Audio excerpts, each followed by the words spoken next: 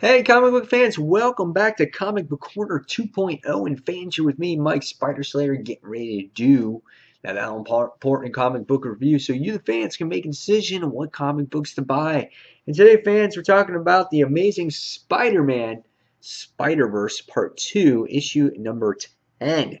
That's right, now the real heart or meat of the story gets underway with Spider-Verse in this issue, because in the last issue you got to see Peter Parker meet all his spider friends from all the different Earths, and he seemed a little bit overwhelmed, and he's trying to figure out why he's the chosen one. And in this issue, we continue that story, and I thought it was going to continue in actual Spider-Verse, but instead they told some side stories, and now this one continues the real part of the story. This book is written by Dan Slott, and the artwork is done by Oliver Coppel.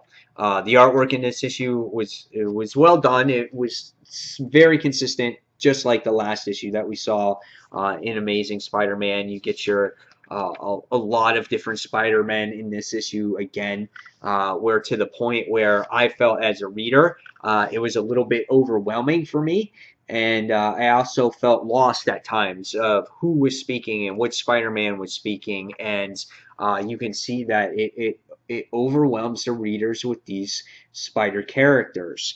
And you know, even though they're all cool to look at, you have to really pay attention to which one is speaking, because they all look very similar, yet they do have different, you know, costumes and things, but they're all red. They all have a blue tint to them. They all have a Spider-Man mask. So it's very hard to determine some of the characters in here. So, for instance, in this issue, I feel that too much of a good thing, and that's what happened here. It's just too much of a good thing. I love Spider-Man. I loved all the characters. They looked good, but they just seemed overwhelming and too much on one page, where, again, as the reader, I did feel a little bit lost, and they were trying to cram too much into this particular issue. What did I think of the actual story this time around? The story opens up with Miles Morales and Jessica Drew, and they're being attacked by Lady Verda, which is and their lapdogs, and you wind up seeing them escaping all that by getting rescued by Spider-Punk, I think his name is, and you wind up seeing Superior in there as well, and you find out that our other team of Spider-Man found out that there was another team gathering a team. So you wind up having, like, there's going to be a total of 3 Spider-Man teams, and they're all going after this, I guess they're all going after Superior to try to meet up with him, and then they're all going to try to work together and stop Moreland and everybody else. However, in making these teams, Silk is the one that can't go, because obviously she attracts all these inheritors, and she's called the Spider Bride, and she's the one that's attracting everybody, but she winds up going anyway. And there were some interesting parts in here with Silk too, because she's trying to see if she has that special bond with any other Spider-Man out there, or is it just Peter Parker? And you know, she kind of catches herself, kind of like going, "Well, what am I doing here? You know, what's going on? Why am I searching for this mate or whatever it was?" But as the story continues, you get to see all the Spider-Men. They wind up jumping through the portal, which you see a lot in this issue. You see an overwhelming amount of time jumping, portal jumping, earth jumping, whatever you want to call it. And you get to see them meet up with Superior's team of spiders. And I actually really like was it Ashley Barton. I think she's a cool looking spider girl in here. But anyway, you get to see Superior, being the superior Spider-Man that he is, saying that everyone's shown up too soon. He's had this plan to figure out how to stop them. And then all of a sudden what happens is, since Silk gives away the sense, Damios comes and winds up attacking all these Spider-Men in the issue. And we wind up witnessing a death in this particular issue.